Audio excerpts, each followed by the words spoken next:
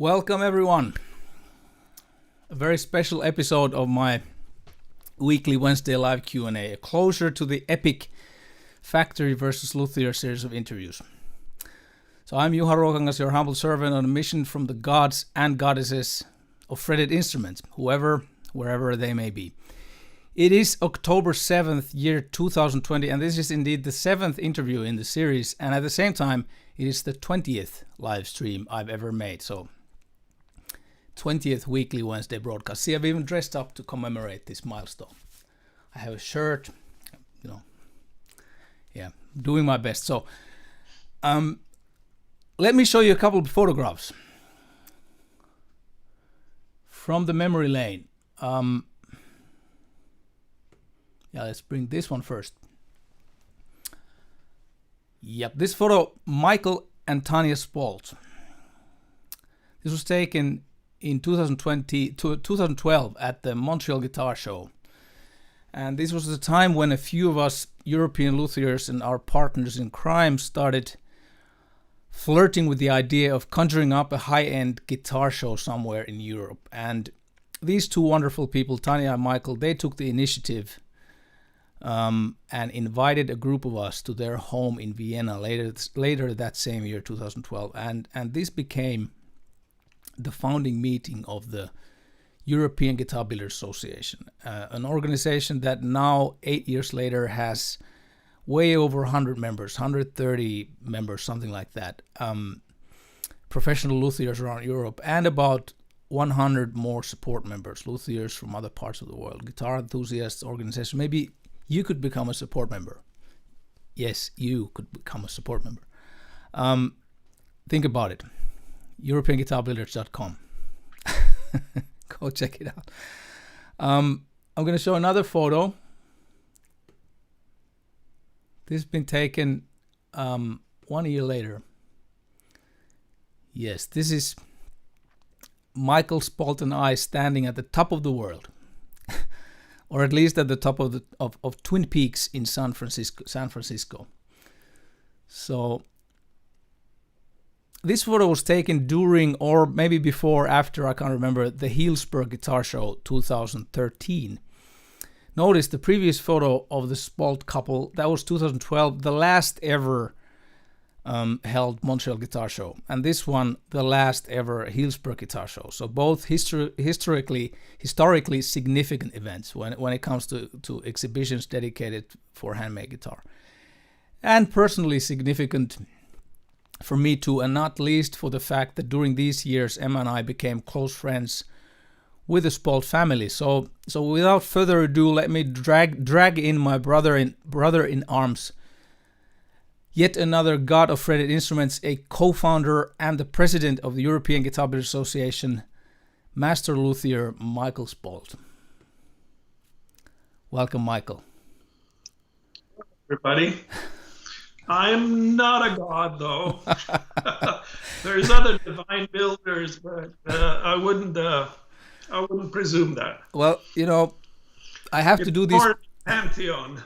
I have to do these mighty welcoming speeches for everyone, equal for everyone. So you just take it in. You're now officially one of the gods of fretted instruments, at least in this broadcast. You are. I don't feel so godly myself either. So, but I'm never calling myself a god. Maybe it's like, maybe that's why I'm saying it, because I'm reflecting the my self-esteem. It kind of needs that. So I'm repeating it to everybody else so that they would call me god of fretted instruments as well. Maybe that's it. So Michael, you have studied film, you've studied photography, painting. You graduated from San Francisco Arts Institute back in 1981. Then some more arts education in Vienna at the Academy of Applied Arts, while you worked as a photographer, shooting record covers for magazines, fashion, until you moved back to the United States, but not to make guitars. Can you tell me a little bit about that time of your life? What happened?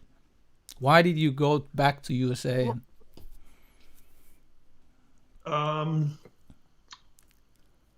during my time in San Francisco, I got close with a friend that was working in the same place I was working in.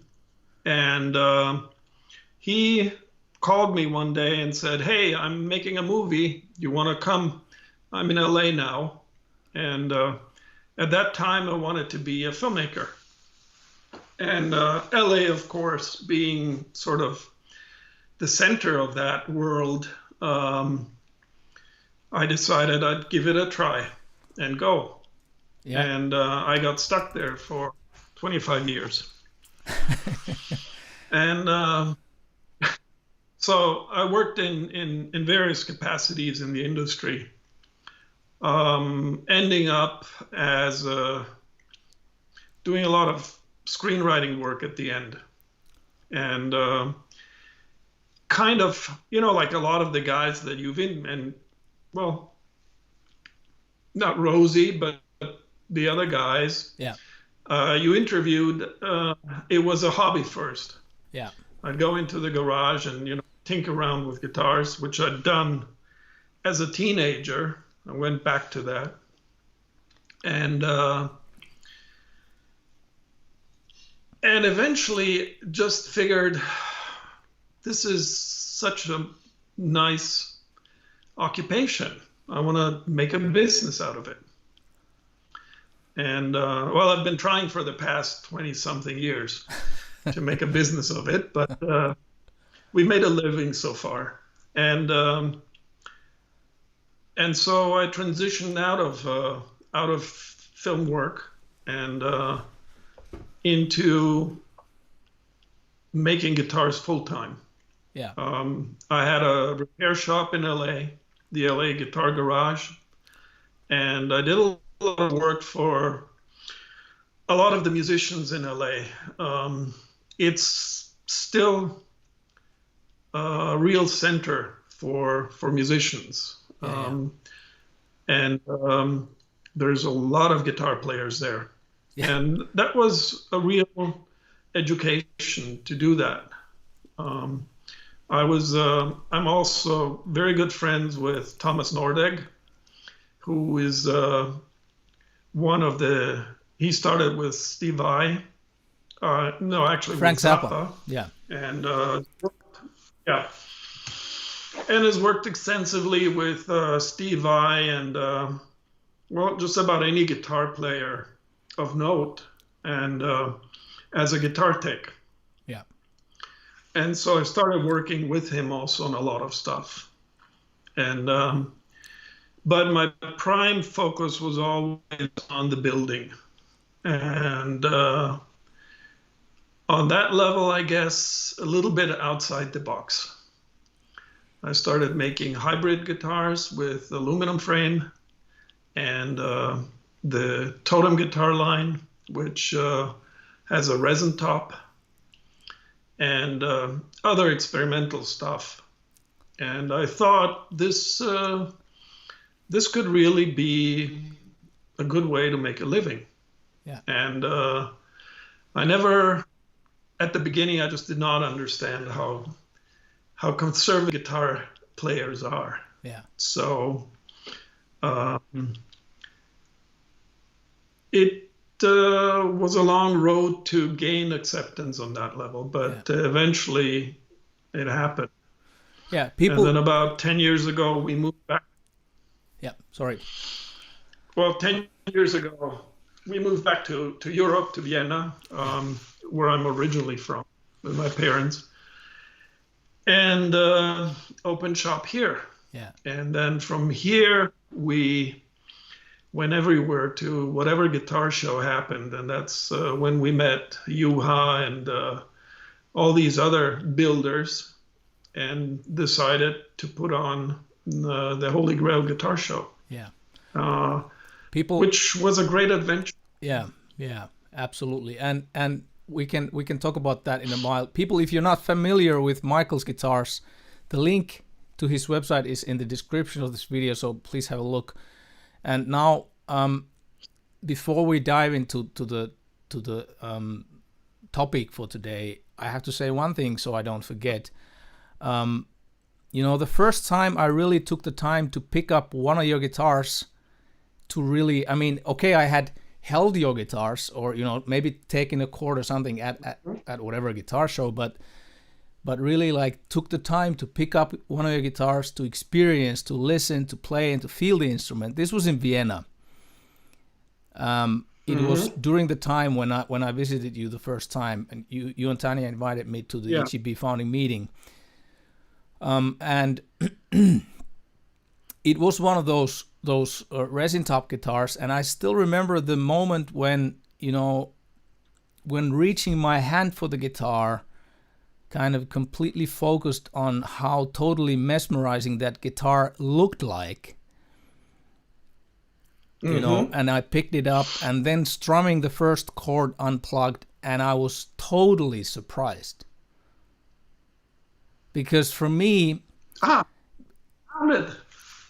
yeah, I recall thinking that, this is a musical instrument with a capital A, it's a capital A, E, capital E, musical instrument, or capital M, whatever letter you could choose.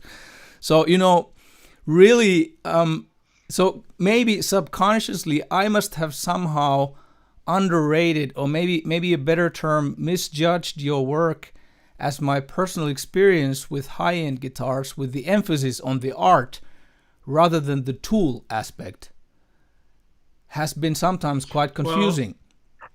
Well, and so I know that's been you're definitely not the only one. Yeah, and and in this way, I have to just say this as a little testimonial from me to you, Michael, my friend, that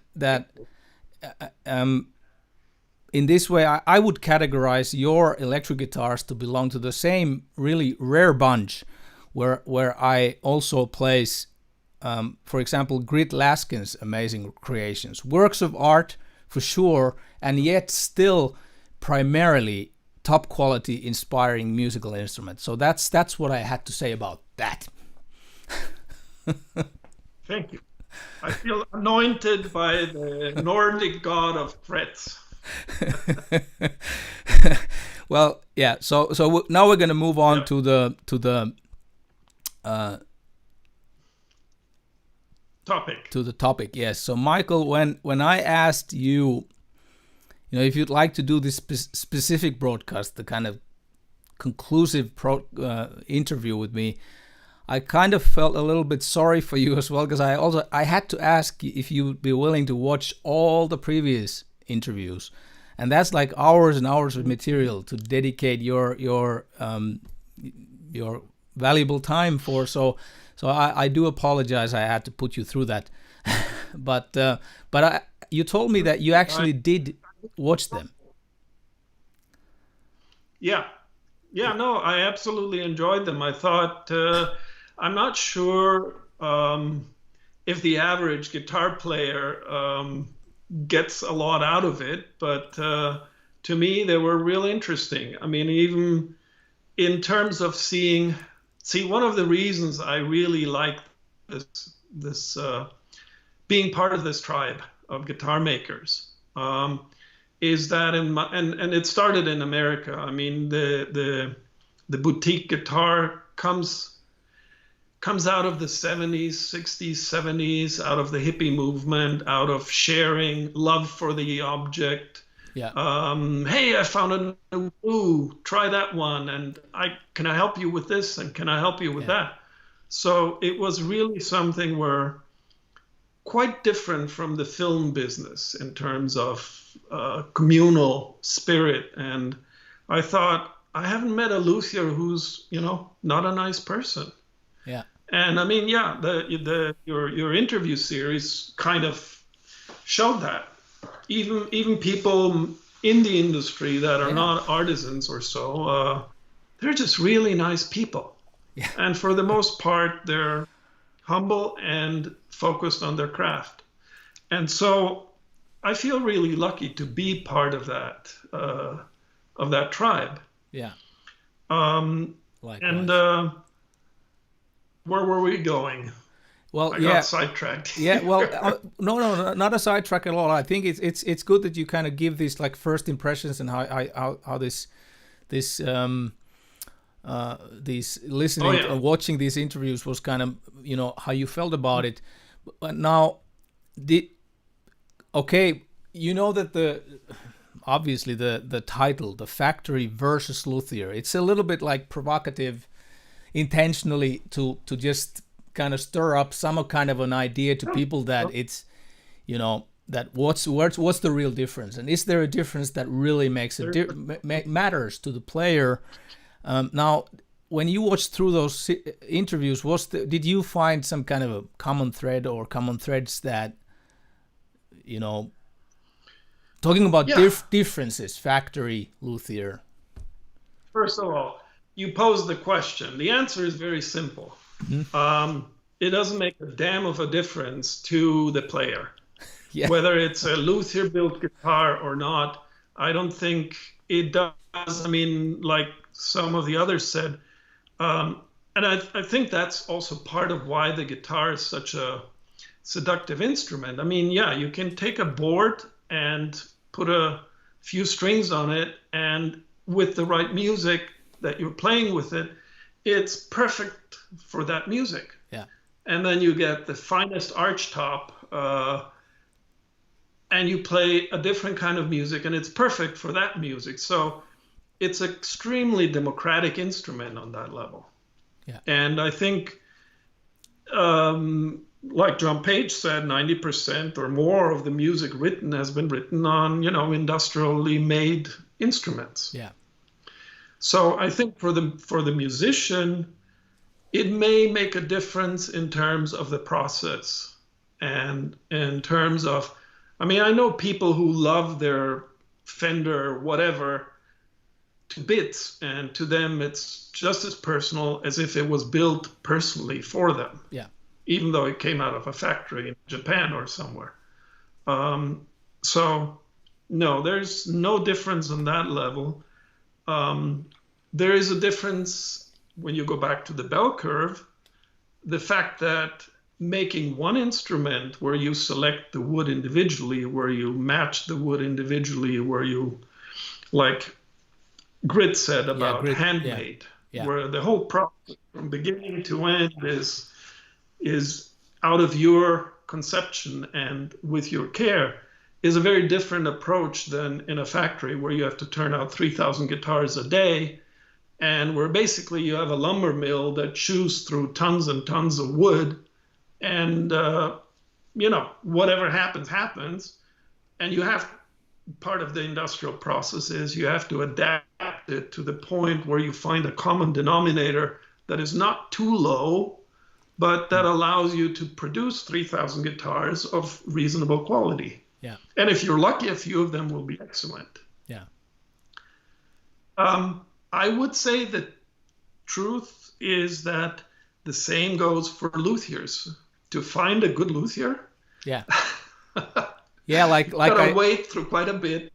These days, especially, I mean, it's just exploded to the point where, you know, everybody with a flat surface and a chunk of wood is a luthier now. Yeah, exactly. Like I proposed the second bell curve in the video, that it doesn't this apply.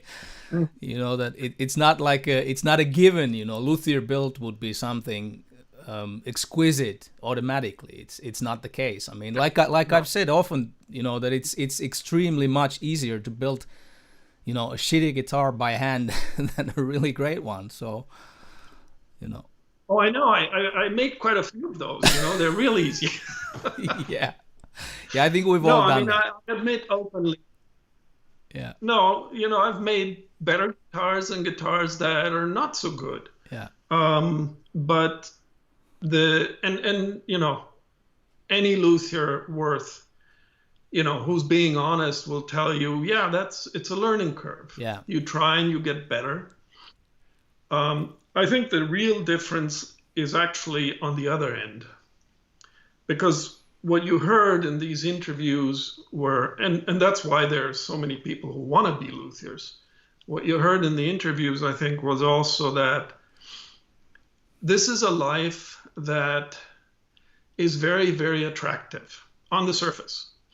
I mean, if you pull the curtain and you look at the financial and business aspects of it,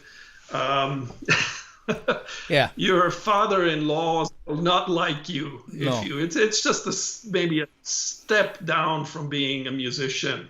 So, in terms of earning power. Yeah.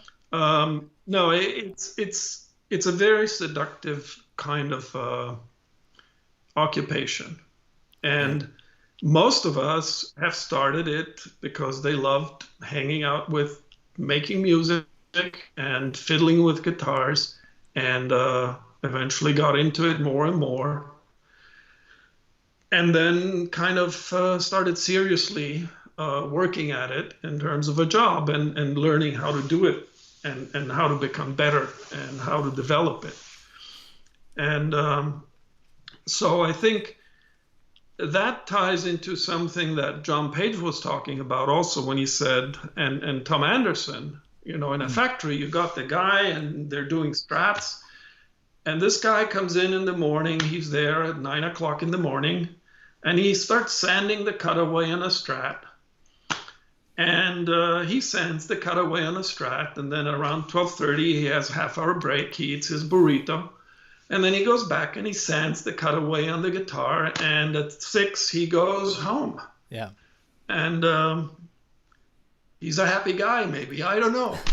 But that's, I think, where I see the real difference in terms of, in our society, there's so much of that. Yeah.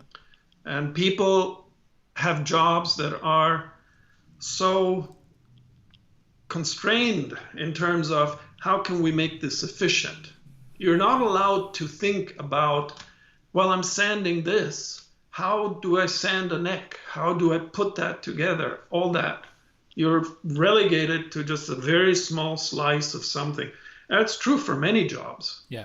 There's few jobs that are really encompassing in the sense that you really go from A to Z. Yeah. And I think that is the real attraction for people who want to be luthiers. Now, the aspect of that is also, as a luthier, your relationship to the musician is a different one. And on that level, it may make a difference for a musician in the sense that he can go to a luthier and they can work out something that's tailored to you. You can buy a suit off the rack. And you can buy an Armani suit off the rack, and you can buy just a regular Brooks Brother or something.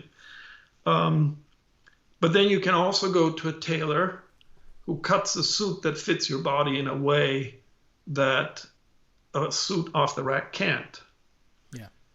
And now that has a price because it's time, and it's one of the conundrums we as guitar makers face, is that it's really, really hard to make instruments that can compete price-wise with the instruments the industry puts out.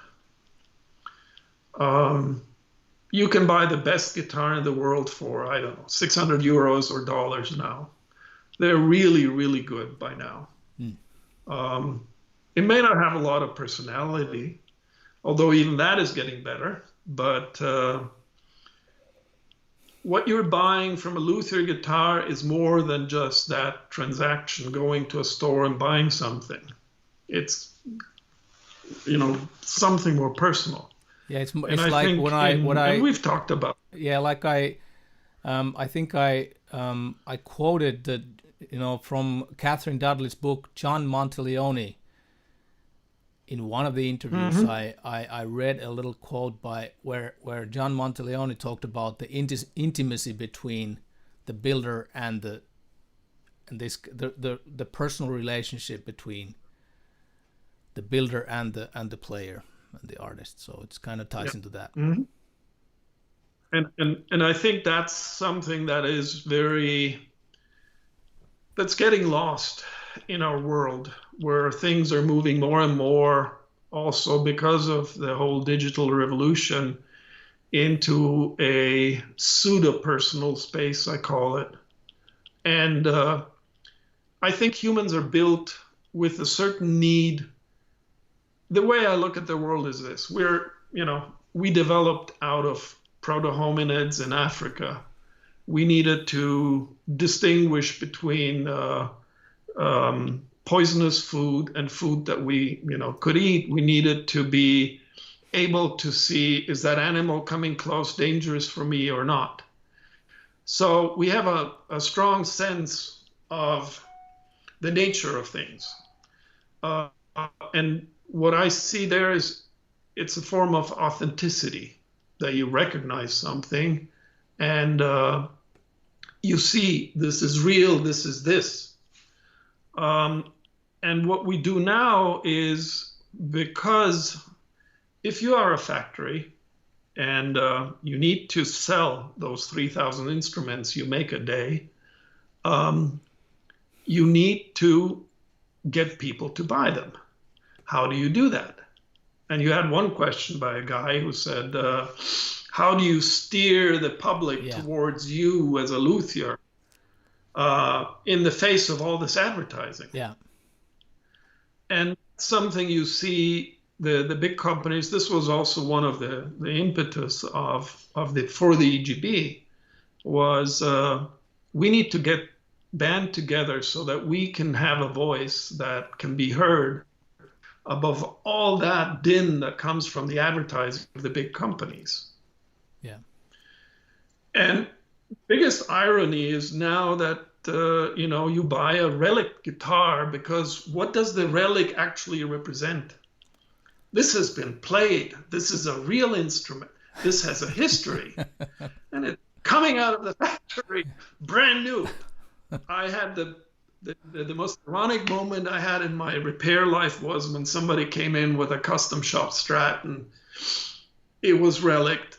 And he said, man, I just spent so much money on it. Do not scratch it. Yeah. Seriously. I've been there too. Okay. I thought, this is not.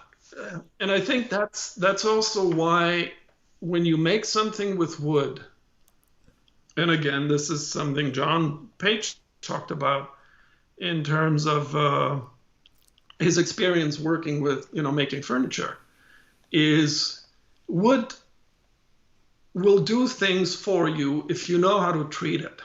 Yeah. But it's not going to do things that it's not meant to do. Yeah. So a big part of being a luthier is actually learning that. Yeah. Maybe the biggest part in a way, which goes to that whole CNC thing, where we can talk about that too, if you want. Well, because there is that. But Go ahead. Sorry. Because I have to say, I still see it as something where there's two different skills there. Yeah. If you're working with a CNC, you're delegating the work to a machine in this case. If you run a company like you and Nick are doing, you're delegating a lot of work, but you're delegating it to a person who does the work and who is basically functioning as your alter ego in that sense. Now, if you delegate your work, you're removed in that way from the actual experience of doing it. And so I don't have anything against a CNC is great. I mean, in a factory, they just chew through the wood 100 times an hour, and it's the most efficient way of doing that. On that level, a CNC is a tool. But what worries me in a way, and that's also something that came up in some of the videos, is that there is an experience behind working directly with your hands, with the wood, developing those skills. And when I see a lot of young luthiers who basically just say, okay, I'm starting a guitar company, I just bought a CNC. And they jump into that and they think, what I do on the computer is making a guitar, designing it, CAD, CAM, and all that. they're losing out. Yeah. Yeah. The real joy is the making, learning about it, and knowing about it. You know, the fact that every wood smells, tastes, and sounds different, Yeah. reacts differently. So there is a difference there. I'm not discounting CNCs, but to me, the idea that they're co-equal is just not. That's not true. Yeah. There is a real. In the long run, I think a lack or a loss of innate deep skill. You can have, you know, the skill to design something and put it together, and it's fine. Yeah. But to me and to a lot of the people that you interviewed, and I think for you also, this is a journey of discovery.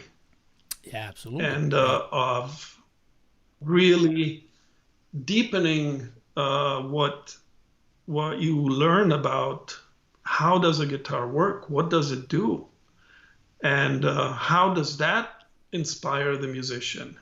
Yeah. Yeah. And, not only. I mean, yeah. to me the. Yeah. Not only. Kick. You know, when you have somebody who says, you know, I've never played this music before. Yeah. This is a new, you know, I'm doing something new with this guitar. Yeah. That's like a real compliment. Yeah. Yeah. Anyway, absolutely. I'm talking too much. Yeah. So. Yeah, and I was just kind of like reflecting on what you said, that, you know, it's like it's a journey of discovery, and it's also a journey of growth as a person, as a human being. It's really like, I feel that the profession, the actual the hands on wood and all that, all the different aspects in what an experienced luthier can bring to the table. Yeah, no, absolutely. I think, yeah. And I think, you know, coming back to what you just said about growth. Yeah. What happens is that if you really, and I think this is true for artisans in general, because you're working with something that requires you to work with it. Yeah. Not against, not above, it requires a certain amount of honesty, or it will elicit a certain amount of honesty, of down to earth quality of saying, I'm being honest about what I do, because otherwise this wouldn't work. And I think that's one of the things that, you know, when you talk to somebody like Andy Manson, who has a career, you know, spanning, well, more 50 years now. Yeah. And he's worked for Led Zeppelin and who knows who. He's the most honest, down-to-earth, humble person. Yeah. And he's just such a beautiful human being. Yeah, absolutely. And it comes out of that work also. Yeah. Because the proof is, if you strum it and it sounds and it plays and it's a gift on that level, then you can't do that if you bullshit. Yeah. You don't get away with it. Yeah. Yeah. It's inevitably. So on that level, yeah. There's a certain level, like John Page said, you know, he's always afraid of being found out. Yeah, we all are. Yeah. It's part of it in the sense that it's something, you know, you got to stay honest. Otherwise, you know, if somebody finds out, yeah, that's not good. Well, so. Yeah. Okay. So I wanna just, I'm looking at the time because it goes so fast. So I want to ask you that, you know, after watching those videos, Michael, do you feel that we've kind of, I think you've already added some aspects to this that weren't maybe phrased in such clarity as you've now explained in the earlier videos. But do you feel that we in this series of interviews that we missed something crucial in our attempts to explore these fundamental differences? Do you think we've missed some is there like a gray area where we just didn't dare to go, or can you recognize anything Well, like I think,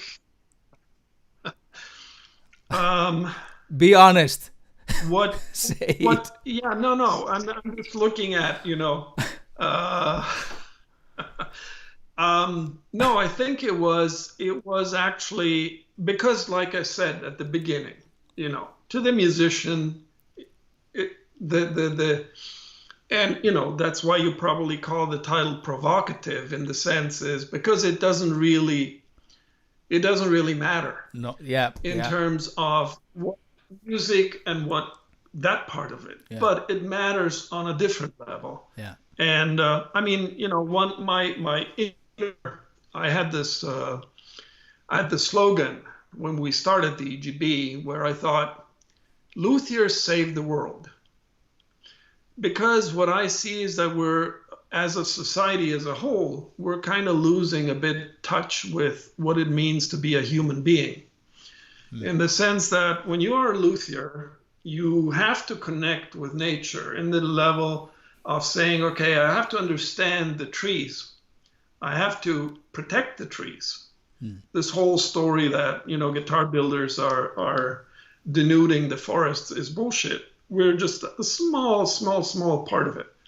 But stewardship on that level is an important aspect of what we do. That's why we also did the local wood challenge and the reclaimed wood wood challenge things. Yeah. And so that's an aspect where you say, okay, as a luthier, I'm connected to nature in a way because I deal with it every day. Yeah. I'm also connected to the material, like I talked about. And I have to be humble towards the material, because if I take a piece of wood and I don't treat it properly, it may bend in a way that, screws up the whole thing after a while. Yeah. And then also the other fact is I'm doing work that is direct and concrete, meaning I do something that I can hand somebody. It's one of the aspects that I really relished after the film business, because as a screenwriter, you basically give somebody a sketch of something, and then they go and they try and make something out of that, and then on and on and on down the chain until you finally see it on the screen. As a screenwriter, what you're doing is ephemeral. It's just a sketch. Yeah. In a way. It's important to do that, and it's just as deep on some level, but it's like an architect drawing a house. Yeah. You look at the paper, but there is the house. It's a different thing. Yeah. As a guitar builder, you have the chance of actually building the house. So it's a different sense of, if I hand a guitar to a player, he's got something in his hands he can do something with. Yeah. And I think one important aspect is also, we are not the end of the chain as guitar builders. If there is no musician who plays our instrument, we're not like a singer who can go on stage and say, I'm the star, I'm the ultimate, and he's actually not even seeing it, because the audience is in the end of the chain. Yeah. Without audience, he's nothing. So it's the same for us. Yeah. Without a musician, what's the guitar good for then? Yeah. And but we are more conscious of that on the level of really understanding that we're not the end of the chain. We're not gods. Sorry. Yeah. I know. We're just people who create something in the hope that somebody else can use it to make their art. Yeah. Where actually let me say one thing about the gods of fretted instruments. I think there's an interesting analogy in that that goes to the fairy tales, to Geppetto and Geppetto creating Pinocchio.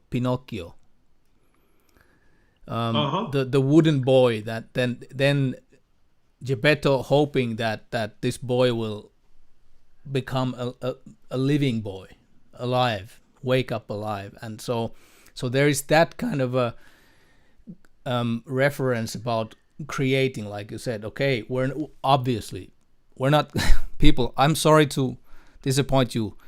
Michael has revealed that we are not gods. I don't know what to say, but but but there is that referral of creating something. Like you said, we're nothing without the musician. Yeah. The musician wakes up our little boys alive, like Pinocchio. Yeah. And so there is that, which is and also before all the musicians get a big head, I also want to say the sound they have in their head would be nothing if we didn't create the instrument for it. Yeah, it works both. But no, I agree with that, and that's why we call the Holy Grail the Holy Grail. Yeah, exactly. And it was quite misunderstood in a way, because people thought the Holy Grail, and really the Holy Grail signifies not the Holy Grail, but the travel and the journey to find it. Yes. You never find it. It was never found. It doesn't exist, maybe. Who knows? Yeah, so this is the journey is people, this is a metaphor. The Holy Grail, it's that elusive goal that you're for all your life you're going for that goal, for that Holy Grail. And so that's what the Holy Grail Guitar Show was about. It was not a self-boasting event of excellence and godly luthiers, but more telling about our personal journeys as a craftsman, trying to find that grail. And so anyway, I'm gonna move on here, because there's a couple of references by you that remind me of some of those earlier videos that I made. You remember the video about where I talked about why guitars cost what they cost, and then I also made another one about what I call the ethical footprint. Now those videos have been watched a lot. They were already made years ago. You can find them on YouTube easily, and they were watched a lot. And I think it's because it happened to kind of hit a sore spot when I tried to tie into this subject so many different aspects. The most concerning ones being the ethical aspect of consuming, globalization, free market capitalism. I tied all of this into into the guitar making, and a lot of people took it personal. And I can't blame them. It's kind of pointy when I appear to be judging their consuming habits. Like this guy is telling what kind of guitars they should buy and what kind of guitars are a no-no or something like that. But Michael, the way you kind of were touching this a little bit, sort of, it just reminded me about this factory versus Luthier debate and the values, different values that the human factor, the human element. We're at the grassroots of making things, creating things, and there's that personal interaction with the player. We hand the instrument to the player. So how would you see I know it's kind of a slippery slope and a difficult topic to talk about the globalization, the big picture of globalization, because we're all in it. But do you see this in relevance? Is that I make instruments that if I need to put food on the table and feed my kids and provide for them, what I need to make, if I'm doing it properly and right, means that it's expensive. Yeah. And for a kid who just starts out playing guitar, who has music in his ears and he wants to do that, and he got some pocket money or something, these are way out of reach. And that's the kind of thing that, in a way, is the dark side of being a luthier. The fact that if you really want to balance things in terms of making something that is truly affordable in today's world, it's very hard if you want to do it as an artisan. And like I said, I mean, I remember in LA, I got this advertisement, this salesperson from a Chinese company. And he comes to me, he says, if you buy 100 Strats, they're lacquered, there's strings on there. We even put your logo on the headstock. If you buy 100 Strats with pickups, everything, they work. And, they were kind of playable. They're $27 a piece. Yeah.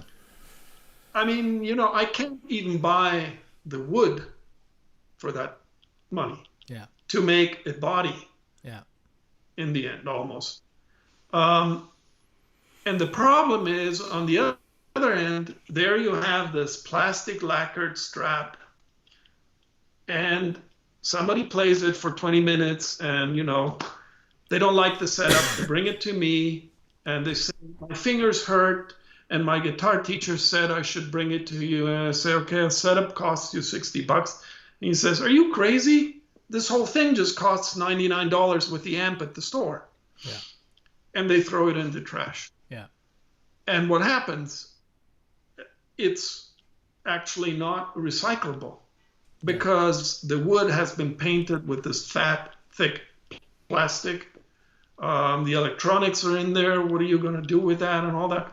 So I do see there is a real systemic issue with how we live. Yeah. And that goes back to Luthier's Save the World. On some level, what we do, and that's also the attraction of this occupation, I think, is it is a way of life that is much more, you're not segmented into some job or something. You're actually doing something complete. You're starting something and you're finishing, and then you're giving it to somebody. And in exchange, they give you enough so that you can buy some food and, shelter. That's a much healthier, and I'm going to be unapologetically controversial about that in terms of saying, I think everybody who's honest and looks around can see that our civilization as it is not sustainable. Yeah. And there need to be alternative ways of living, and there need to be alternative ways of creating the things that we need to live without the money that somebody can make off of it being the prime mover. Yeah. And I think that's really something that, it's still very controversial, because if you tell somebody, look, your way of life, like George Bush said, our blessed way of life is not going to work much longer. Yeah. And the untold suffering that, is being inflicted upon people and creatures, and that's part of it. So I think on some level, any honest discussion about these kinds of things, underneath that, I think that's the real topic. That's why I'm saying it's not that factories are bad, or the people who run the factories, or the people who work in the factories. But I think there is a need to rethink that model in a way that makes it possible for us, and especially for our children and grandchildren, to have a good life. Yeah, which kind of ties into the like I read. I cannot remember from which. I read so much books all the time, but a book about the history of the kind of the industrial revolution and how things have kind of gotten. And I think it was the book called Capitalism Hits the Fan. I can't remember the author, but anyways, he writes in this is a bestseller book. Capitalism Hits the Fan. People find it out from Amazon or wherever. So there was a mention. Amazon. Yeah, Amazon. Now oh my God. That's right. Don't buy it from Amazon. Buy it from your local bookstore if you have one in your village or in your town. Buy it firsthand from that local guy. Yes, do that. Anyways, this book, there was... The difficulty is we're all in it. There's no escape. Disentangle yourself. Yeah, there's no escape. But anyway, this... Yeah, and there was just this kind of like a notion of statistically that, from the 70s on, or until the 70s. This is not the capitalism, the free market system where we live in. It's not. It hasn't existed so very long time. Okay, it's a continuum of a longer history and kind of result of earlier systems that kind of led into it. But until the 70s, the middle class in the Western countries, it was kind of the living standard was rising until the 70s. But then some kind of a turn has happened where the profits of corporations, they have gotten just absolutely crazy out of hand, where actually you could claim that a factory that manufactures, let's say the factory that manufactures clothes, a major label, they do not exist to make clothes. They exist with the primary intention to make money for the owners, for the shareholders, and they just need some kind of something to make that money with. And in this case, it's clothes, and there is absolutely no moral behind in how much clothes do you make, how much as the main point is just to make as much as fast money as possible. So. No, I think we can illustrate that for guitar people very well. It's the famous CBS buyout of Fender. Yeah. Fender started the company because he was into it. He was a tinkerer. He wanted to do what he did. And making money was kind of, okay, I'm making money. That's fine, but this is what I do. Yeah. And he had a good business. I think that's something you see throughout. Even I was always, when I came to America the first time, you had these extremely amazing big American cars, and suddenly there were like tin cans, and I thought, how the hell did that happen? Yeah. And it's the same way.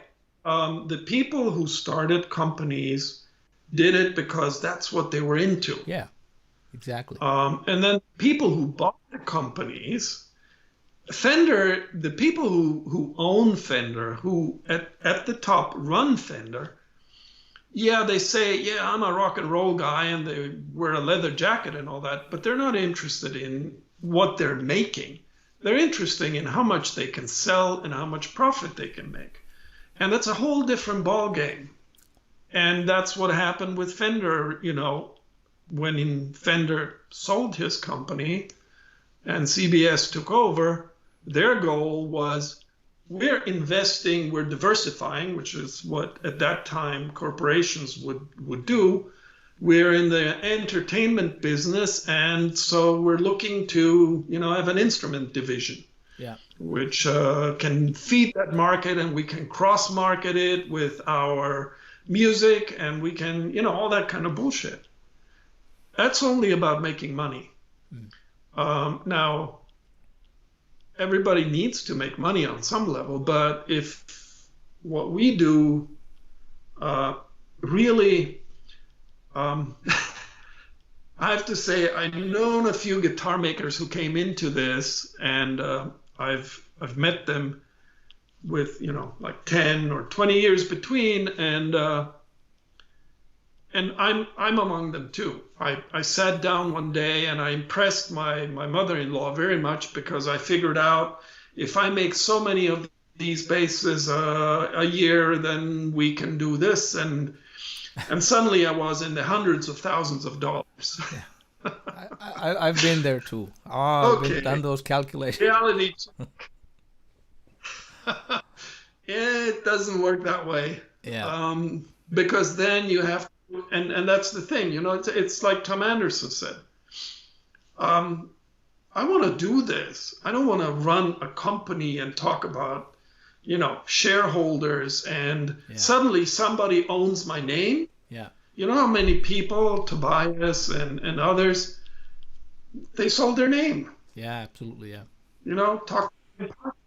He's a god. Yeah. He sold his name. Yeah. And that's the thing where I think that's where the difference is. Yeah.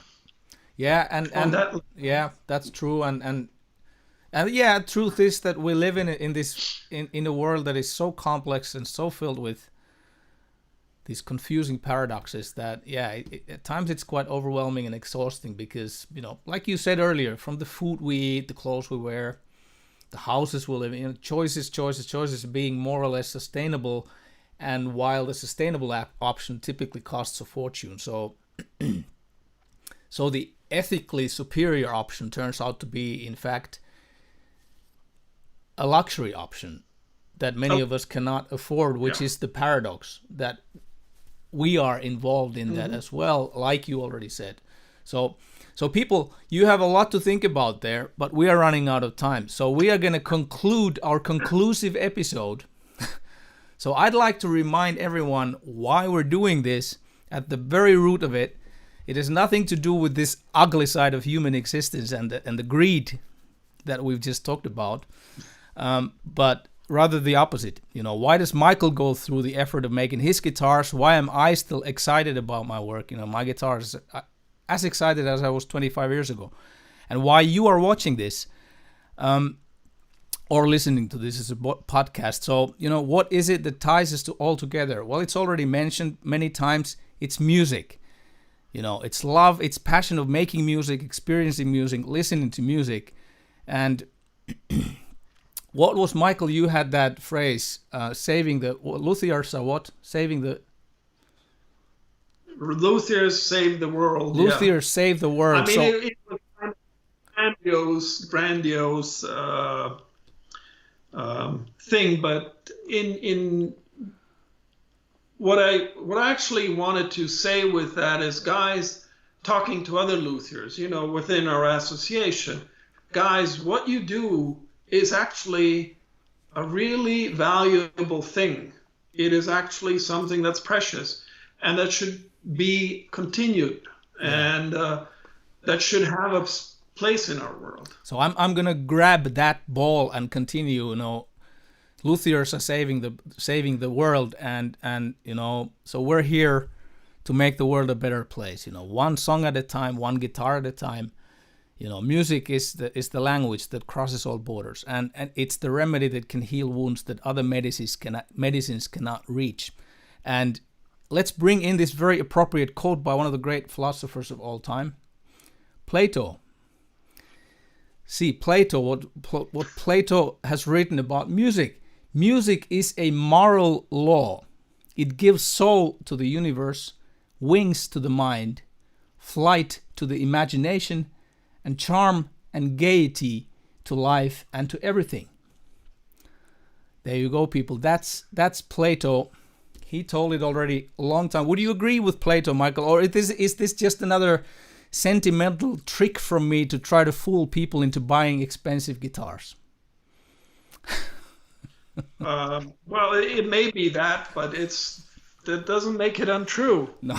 And I mean, we should mention this. Apparently, I just heard today that Eddie Van Halen has died. Yes, yeah, he passed yesterday. And when you look at the Facebook feed and the testimonials, and you see how much music means to people, and what a real impact that has. Yeah. And I think, on the other hand, it's like our friend Evan Gluck said after looking at the catalog for the Holy Grail guitar show, he's like, all these guys, they all look so serious, and they're all like really like professors or scientists or something. Guys, you're making toys. for people to play on. Yeah. So let's put a little levity into this. Yeah. We make toys, Yeah. and I think that's music. You play music. Yeah. It's part of that essential human lightness and spirit and color and light. And I think, and that does not contradict the darkness that is out there sometimes, but it's such a powerful thing for us humans. Yeah. And it's a privilege to be able to be part of that in terms of, I'm not a guitar player to the point where what I do will delight people, but I can make things that people can use to delight people. Yeah. Exactly. And that's, at the core of what we do. Yeah. Amen to that. Famous last word. Yeah, famous last words. Michael, it's really been a blast. It's been a pleasure, and I'm honored that you wanted to do this with me, because I wanted to do the last one of these interviews with you, and you know why. We talked about this stuff so much over the years. Yeah, I'm very much honored myself, and we can honor each other all the way. Yes. Oh, it's been a blast, and we've talked about this stuff a lot, and I really appreciate you putting it out there and giving people a chance to think about stuff like this. Yeah. So, I think that's the gist of it. So just trying to kind of throw in my 2 cents. So yeah. Yep. So good money. So Michael, all the best. Take care, and regards. You too. To Tanya, to the kiddos. Thank you. And we're going to talk soon again. Sooner than later, for sure. Yeah. To everybody who actually suffered through all of this. They didn't suffer. We've gotten actually some nice comments here. You're gonna see them afterwards from the chat. So there's actually one here. I will bring to kind of to reflect your lighter Evan Gluck's comment. So one of our viewers, Poo Ninja, says here, when we were talking about whether we should call ourselves gods or not.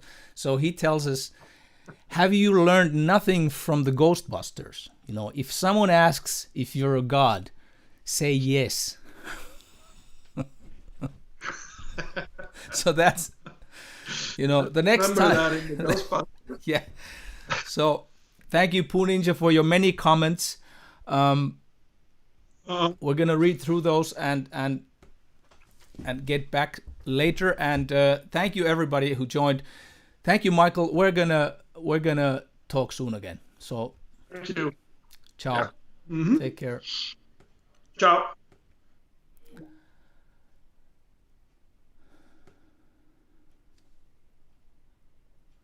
What's that? What can I do now? There. Now it's working. That's it, folks. There's 7+ hours content for you about Factory versus Luthier. It's been quite the journey, and thank you so much to all my wonderful guests.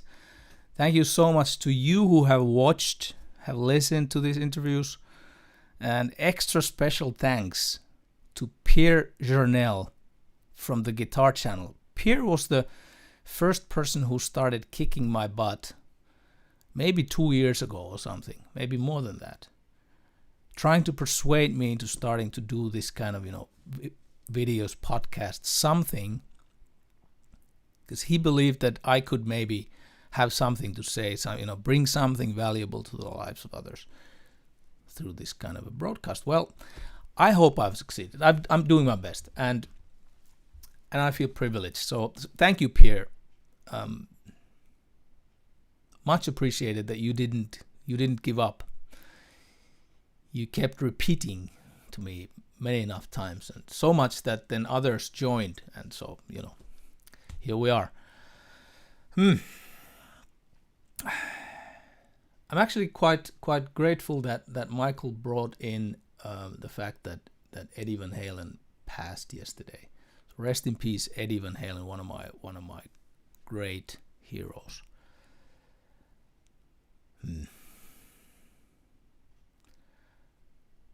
Yeah, so big part of my life revolves around this musical instrument, and sometimes I wonder. The guitar can be a very intimate object. You hold it close to your body, and you can talk, play your emotions to the guitar, through the guitar, and the instrument answers. And in that way, a guitar can be like a friend, I think. For me, it has literally been a lifesaver at one point in my life. I don't know, maybe for you a good guitar, maybe it can help you do your job better, or like for me, it can comfort when having a bad day, in sorrow, or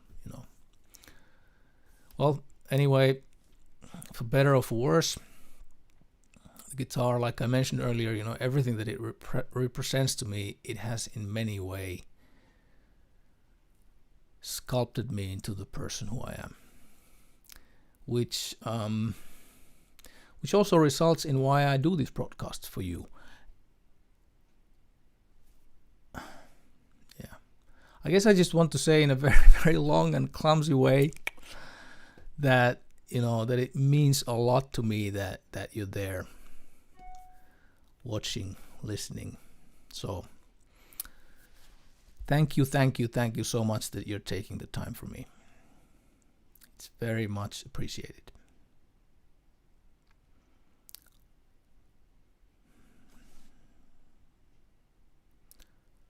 Next week,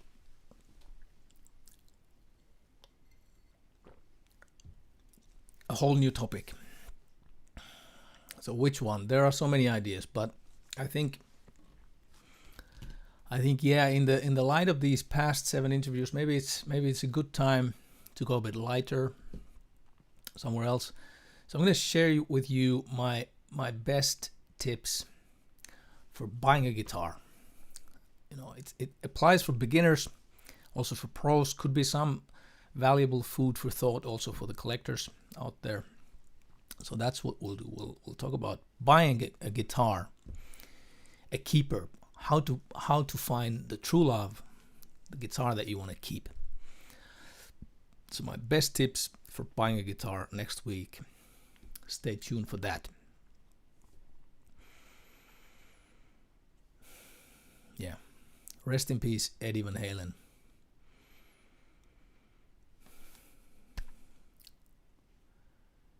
That's a wrap. So, guitar-loving people, take care, look after your loved ones. Let's continue making the world a better place, one song at a time, one guitar at a time. Peace, love, and good music.